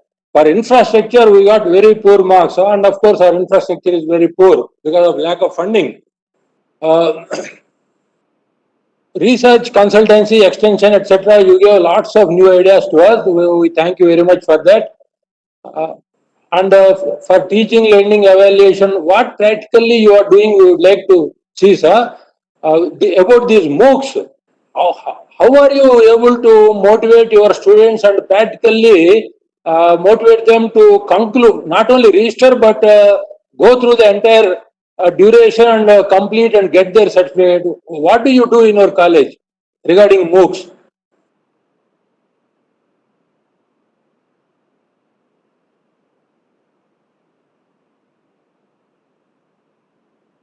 Hello, sir. Sir, I would like to answer this question, sir. Here we mandate the students. We have, for example, we have an honors course, IT honors. In that honors course, there is a mandatory skill enhancement course for 2 credits. The student should complete the course in any modes, like Swayam or spoken before here. It is directly mapped to the course. So that the student, it should mandatory for any student to complete the course. Like this, we are managing. Merely discipline is not considered, so that if you inculcate inside the curriculum, as the minister said, around 20% of courses you can adapt from any Swayam platform or books. So, in BOS, we will take a decision that we map the courses, what are which are lacking of faculty here, so that the student attended and just facilitate the platform and we can facilitate the student. So we regularly monitor the student activity and we arrange some sessions to clarify the doubt. Like that, we are managing. Sir, as the team GCRJY is always ready to extend our helping hands to all the NAC going colleges. We are already mentoring some colleges, and you are welcome, sir. You are welcome to our institution. Just drop a letter to us so that we will be ready to receive you and help you. You are most welcome to our college, sir. Thank you. Thank you. Yeah, If no participant are there to ask any questions, I request the chairman IQAC and RJDC, Dr. David Kumar sir, to give his concluding remarks on this today's webinar. So I request Dr. David Kumar sir, please sir. Thank you, Dr. Gautam. I am very much thankful to Dr. Sastri Garu. He is our English faculty and head of the department, who is an expert in giving presentation and then projection on best practices. So we have been planning this kind of webinars because why we have taken a showcase our college only, because it will give an example, so that once example is there, then people can understand. And just now I have seen one in the chat box. There is one comment is there and one message is there. Got scared a little also, because it's a great challenge to get A from NAC. So that is the situation now. See, earlier days 100% peer team visit, peer team assessment before 2017. But after 2017, it is not fully peer team evaluation. It is 70:30. So 70% data validation and verification, quantitative metrics, and only 30% is only qualitative metrics. So there may be some metrics which will come under intersection of both quantitative and qualitative, but evaluated separately. Nobody knows what are the benchmarks. See, we have 1000 weightage points. If you get 4 out of 4 for all the metrics, then you will get 4000 points, you are A++. Even if you get 3500 points, 3510, if you get, then you will get A++. So getting more than 3000 points, it's not so easy, more than 3000. So that is why one should be very careful what are the best practices already discussed criterion wise. If you understand as a principal, see some of the principals also attending this webinar, they can understand. So right from your vision, mission, core values, and at the same time your policies, making your policies, and your website, your dynamic website, all the HODs or faculty members making use of all the initiatives, especially more focus on teaching learning process. Right? So the other infrastructure, no need to worry about, more infrastructure is needed. I think it's not that case in case of the new revised accreditation framework. So that's why what exactly I suggest to all the principals, say you focus on your SSR. What are the metrics? What are the metrics available? What are the metric statements? You understand carefully what NAC desires, what NAC expecting. If you suppose, for example, decentralization of administration. Suppose if you come to the 6th criteria, So there itself, what is your best practice? Decentralization of administration is my best practice. So have I done structurally, or just simply some committees are framed and it's only for up to the paperwork?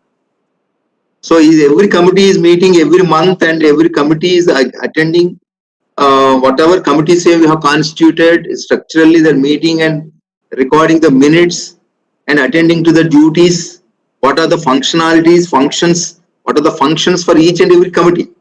So like this, so that your best practice of decentralization, whether you're established fully structurally or not. Is it sustainable mode? Is it sustained or not for the last 5 years? So like this, every metric you should understand. See, every metric statement is a best practice. That's what I understood in the entire SSR, right from the curricular aspects onwards. Suppose if you come to autonomous colleges, just one principal, one participant asked the question. So we focused on autonomous college. I think there is nothing, there is much difference between autonomous college and affiliated colleges. See, autonomous college is also affiliated college, but just the evaluation pattern, because autonomous college, they design their own syllabus. The curricular aspects only, when the criteria one only, there will be much difference. Because we define autonomous college, we design our own curriculum, our own examination pattern, own evaluation pattern, and what are the best practices. Even in evaluation, even at that evaluation also, what are your best practices? What kind of reforms you brought into? So each and everything must be projected carefully in the SSR. So a principal must sit with the IKSC, and then each and every metric should be understood carefully, and then only you should answer the question. See, your response sometimes for the metric, your response may not be effective, right? Immediately once you upload your information, the data, the response will come. So if your response is lesser for that, especially for the quantitative metrics, then you should work hard. So okay, so our response is lesser, but because we don't know what are the benchmarks. So, but what is our target? We are supposed to. Our target is we should get for each and every metric four benchmark. See, benchmarks are 0, 1, 2, 3, 4, 5 scale benchmarks. So it's a completely confidential. Only NAC knows. Nobody knows. But how can you estimate? That's why what I suggest. If suppose suppose you are going for a NAC, what I suggest, first of all, fix your target. So everybody should have a goal, vision, and what is your target. So my target is A++. So when I took charge as the principal, on the very first day I announced in the press media that I wanted to transform Arts College. That is only one single statement agenda. Mine is, I want to transform Arts College and aim is A++. That is my aim. So first of all, what I did, I have injected this slogan into my students. So if you ask any of my students, even as of now, they want A++. See, they are not satisfied with even A+. Even when we got A grade, 3.19, and even no one is wished together, and then we have not even celebrated.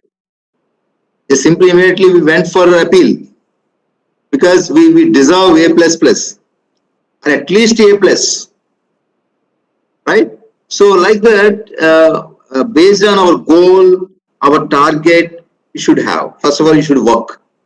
So in this seat, just I sit for 45 days continuously when SSR is uploading, and each and every metric I have seen and I have reviewed with my IKSC team, the entire my team members, they have attended to it up to midnight, every day, 45 days. So like that, we have more focused towards the institutional activities, and then how best we, even during SSR uploading, is also we have designed many activities, many innovations we have brought into, and we got so many ideas. See, suppose if your my target is A++, so I have gone through A++ SSR of previous some colleges or engineering colleges, autonomous colleges, those achieved A++. So I have gone through A++, college SSR. I have gone through A+, I have gone through A SSR, I have gone through even B++. That means the 4 levels of SSRs I have studied myself as a principal of the institution. I studied myself and I have just discussed with my IQS team. So because see why this college got A++? Why this college got only A+? Why this college got B++? So what are the reasons? So I evaluated, I have compared what is my status, where we stand. So like this, unless you work with a vision, I think you can't achieve. It's very difficult. Even in the data metrics, see in the data validation, that is a quantitative metrics. Quantitative metrics is 70%. In the 70%, we got more than 85% scoring. More than 85% scoring. But in the first evaluation, when the peer team gave only 70%. So when you compare to the average, so we got only A. We did not get even A+. Then we are not satisfied because there is a lot of the comparisons, and we have seen what is our strengths, weaknesses. We have made our SWOT analysis. So in the SWOT analysis, we have very few weaknesses. Every institution will have. So whatever you wanted to project positively.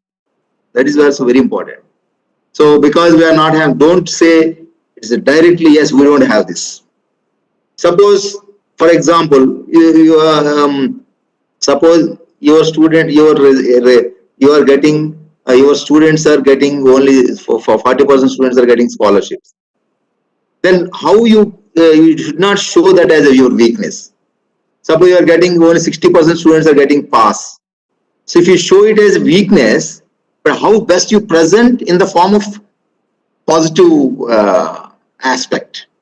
Your weakness also should be projected into the positive. That's why if you go through our SSR, you will see all these techniques, right? So like this, unless you sit together, discuss, and you draft, not write, draft your qualitative metrics more carefully, and you see that what kind of activities, what kind of best practices are available, are going through. Every department, every faculty member should go through your SSR, what you are going to present. They should know what is there in SSR. See, I visited one college before they go for NAC. They have already submitted SSR. Then I visited college to give some guidance. Then I asked some head of the department, do you know this? They have not even seen. They don't know about the SSR. What is projected. So if that is a kind of case, then how can you expect the quality? How can you expect your assessment you will get good grading, good points? So like this, so that's why principal is the main key person. Unless, see, in the earlier days before 2017, the SSR used to be prepared by some IKC coordinator or some English lecturer, is the NAC coordinator. And then on the day of the visit, the principal used to see the presentation. Principal also will be presented. Even PPT also, principal also will be prepared by somebody else. And then he used to present before the NAC. But now it is not the case. The principal presentation is a big examination to the principal. It's a big examination. It's the first examination. SSR preparation, preparing SSR, uploading the data and everything, that is one aspect. That is fine. But the more dangerous and very difficult one is the principal presentation. The principal has to face some Q&A, question and answers. They will ask some questions from SSR, whether you have seen or not, even in-depth questions they ask. So that's why you should be ready for that.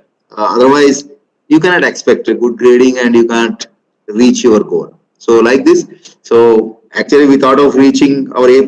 Maybe the next cycle, even for the next cycle, we have already done 50% work. Even for the next cycle, 2024. So every year, you should increase your courses. Suppose not programs, even if not program, at least courses. So certificate courses, mandatory here.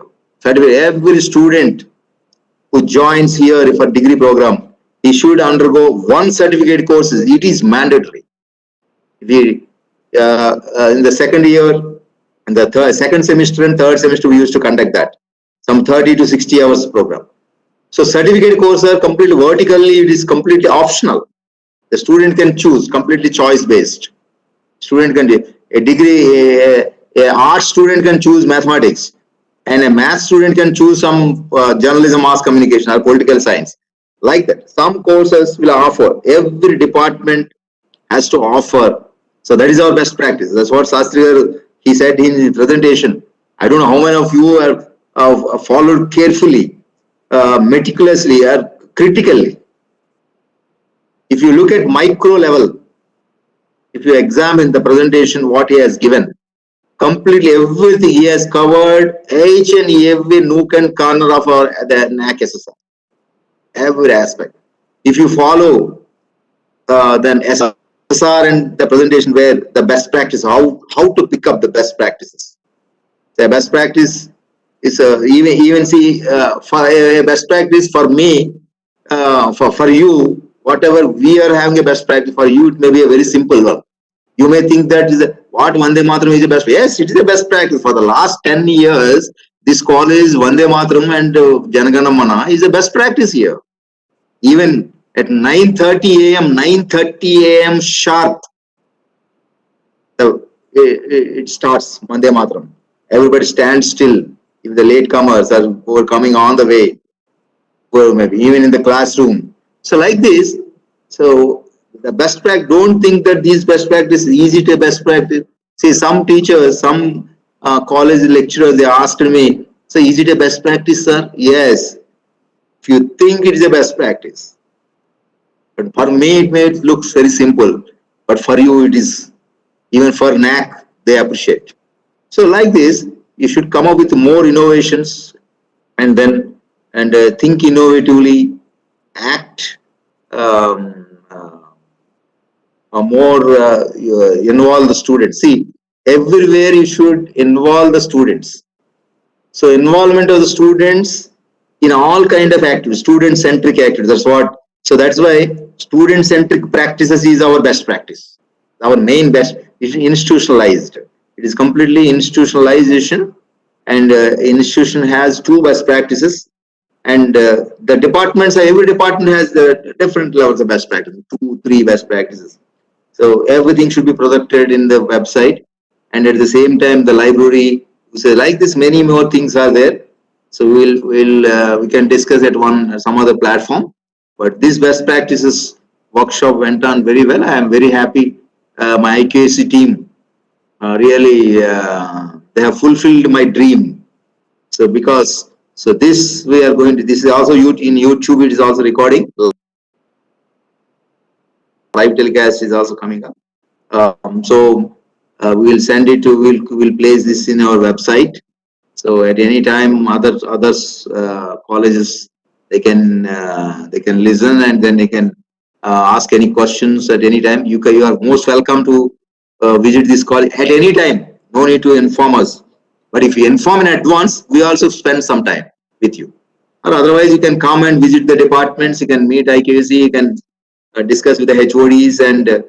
But if you wanted to discuss with me, maybe you have to inform in advance, so that I'll give you some time, and then so that at the end I can also interact with you, and we can give you some suggestions. See, institution to institutions completely different.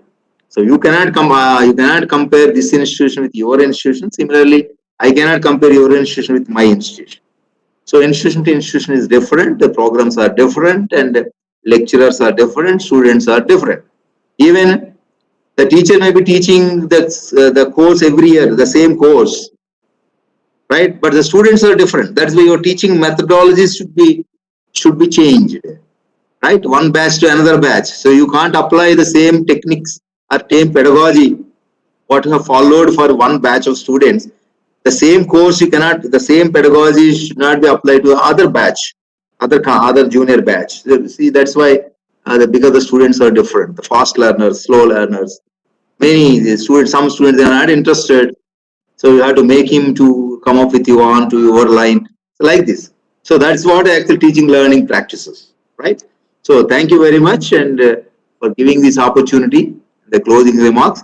Actually, Dr. Raman Rao and other AGO is also supposed to come, but because of their busy schedules, they could not attend it. So maybe next time we'll come up with many more this kind of webinars.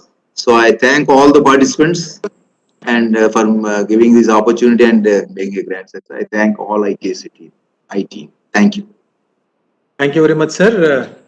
Now we have come to a conclusion of this national webinar on criterion-wise best practices.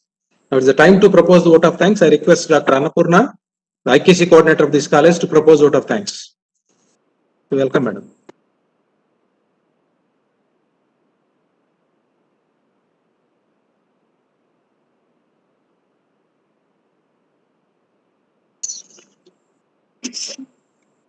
It gives me immense pleasure to propose this vote of thanks. Today we have had a very nice session from our resource person who has given a vivid picture of the best practices in general and the best practices of government college autonomous in specific. And also he has paved the way for identifying the best practices within the institutions by themselves while preparing the SSR. I thank you, sir, at the outset, Sri Shaila Sastri Garu, for giving this wonderful session in projecting our institution and also your intellectual. Thank you, sir. And this is the time for us to propose a vote of thanks to our principal, the guiding force, and also the regional, who is also the regional joint director of higher education, CCE here, who has all the while given his suggestions and guidance in organizing this webinar. And I also extend my thanks to you, sir. Thank you, sir. And I propose my vote of thanks to our academic cell dean, Dr. M.R. Gautam Garu, and also our IT coordinator, Dr. Sunil Kumar Garu, for extending their technical and complete support in organizing this webinar. I also thank all my IQAC team for coming together in organizing this webinar here. Last but not the least, I would also thank all the participants for giving their patient listening to this webinar as such. Thank you one and all. I also request you to fill in the feedback forms and give your support and your suggestions to organize many more such webinars to the outreach of higher education institutions in our country. Thank you. Thank you very much. Thank you, madam, and all the participants. An announcement to you. So the certificates will be issued to you in a couple of days to those registered emails. Some of the participants have not sent the correct emails to us. So some of you are asking also. So you are wrongly entered your emails. We have seen. So co.in, like that, somebody has typed co.on. So you are not receiving the mail. So we are sending all the certificates by resolving all these problems within a couple of days. You will receive your e-certificates. So please bear with us for 2 days. Thank you very much. Now the session is closed. Thank you so much.